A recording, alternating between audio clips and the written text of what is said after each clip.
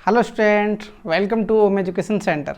आज हम पढ़ेंगे 12th क्लास की फिजिक्स के फर्स्ट चैप्टर का एक इम्पोर्टेंट टॉपिक जिसका नाम है क्यू आवेश के कारण आर दूरी पर स्थित किसी परीक्षण आवेश पर उसकी वैद्युत क्षेत्र की तीव्रता को ज्ञात करना। या हम ऐसे भी कह सकते हैं कि किसी प्लस क्यू आवेश के कारण आर दूरी पर स्थित किसी बिंदु P पर वैद्युत क्षेत्र की तीव्रता को ज्ञात करना। तो देर न करते हुए चलते हैं बोर्ड पर। और हाँ स्टूडेंट, अगर आप इस चैनल पर पहली बार आए हैं तो इस चैनल को सब्सक्राइब जरूर कर लें और साथ ही साथ बेल आइकन को भी दबा लें, जिससे आने वाले वीडियो की नोटिफिकेशन आपको प्राप्त होते रहे। ठीक है, तो चलिए चलते हैं बोर्ड पर।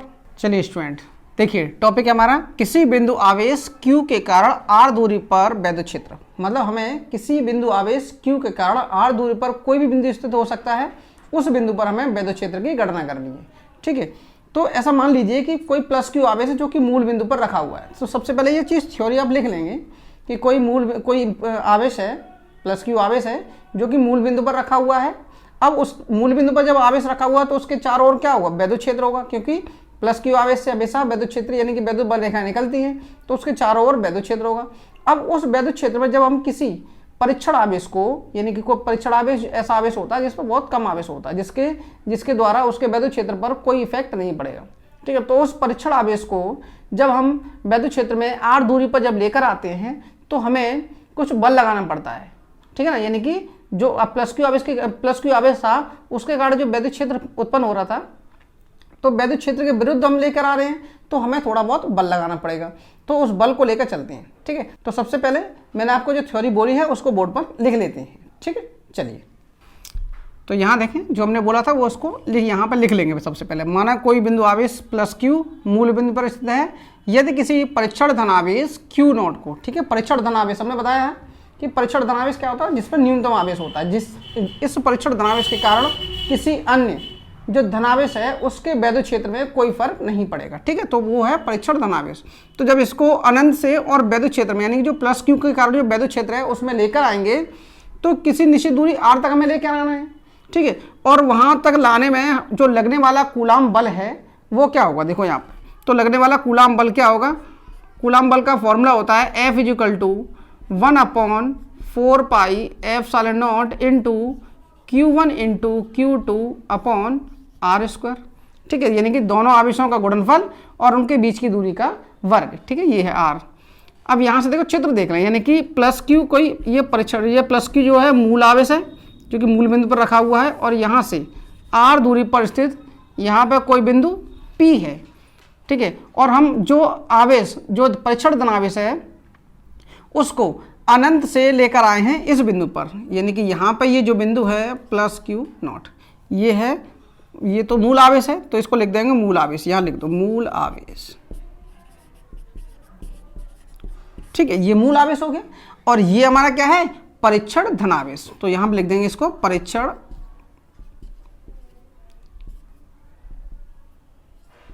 ठीक है, परीक्षण आवेश लिख दो, कोई बात नहीं। तो ये परीक्षण आवेश है। अब इस प्लस क्यू के कारण ये जो बिंदु है, बिंदु P पर जो प्लस क्यू परीक्षण आवेश है, इस पर लगने वाला जो वैद्युत क्षेत्र होगा वो हमेशा उसकी दिशा कहाँ होगी, बाहर की ओर, यानी कि इधर, ये यहाँ पे E की दिशा होगी बाहर की ओर। ठीक है, तो ये इस तरह से है। इसको थोड़ा सा यहाँ ऊपर लिखते हैं, इसको परीक्षण आवेश को।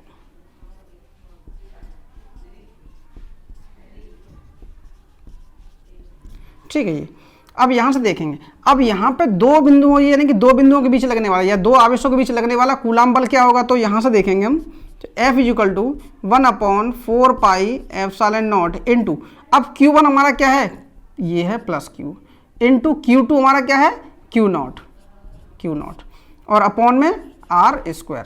ठीक है, तो ये हो गया है हमारा यहाँ पे। अब देखेंगे कि प्लस क्यू के कारण, प्लस क्यू ये जो दिया गया है आवेश, इस प्लस क्यू के कारण बिंदु P पर, अर्थात P पर स्थित है Q नॉट, तो Q नॉट पर लगने वाला वैद्युत क्षेत्र कितना होगा। ठीक है, तो यहाँ पे फॉर्मूला होता है, यहाँ लिख ले पहले कि प्लस क्यू आवेश के कारण, प्लस क्यू आवेश के कारण बिंदु P पर स्थित,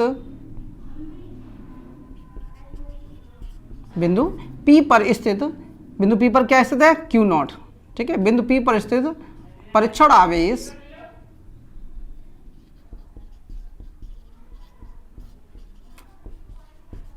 आवेश Q नॉट पर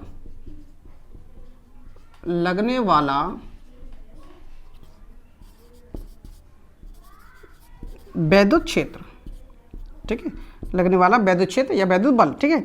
तो यहाँ पे वैद्युत बल या वैद्युत क्षेत्र यानी कि वैद्युत क्षेत्र देखेंगे E, ठीक है, लगने वाला वैद्युत क्षेत्र E इक्वल होता है फॉर्मूला F/Q0, ठीक है। इस बिंदु पर लगने वाला वैद्युत क्षेत्र क्या होगा, E इक्वल टू F/Q0, ये फॉर्मूला होता है, ठीक है, वैद्युत क्षेत्र का।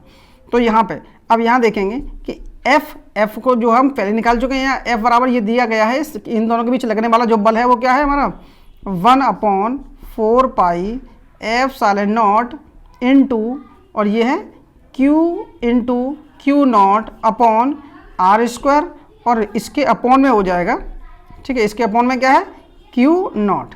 तो यहाँ पे देखेंगे कि Q0 से ये Q0 कैंसिल हो जाएगा। तो यहाँ पे ये देखो, यहाँ जो लगने वाला वैद्युत क्षेत्र है, तो वैद्युत क्षेत्र क्या हो जाएगा यहाँ पे, ये E इक्वल में 1/4 पाई F/0 इंटू, अब यहाँ F/0 ये Q0 से Q0 कैंसिल हो गया है, तो यहाँ बचेगा केवल Q अपॉन R², ठीक है। तो ये है बिंदु आवेश के कारण किसी बिंदु पर लगने वाला वैद्युत क्षेत्र, ठीक है। तो यहाँ तक है, ठीक है, यहाँ तक टॉपिक क्लियर हो गया। अगर आपको ये वीडियो अच्छी लगी हो तो इस वीडियो को लाइक जरूर करें, और साथ ही साथ अगर आप इस चैनल पर पहली बार आए हैं तो इस चैनल को सब्सक्राइब कर लें, जिससे आने वाले वीडियो के नोटिफिकेशन आपको टाइम टू टाइम मिलते रहे। तो स्टूडेंट, मिलते हैं अगली वीडियो में, तब तक के लिए बाय, टेक केयर।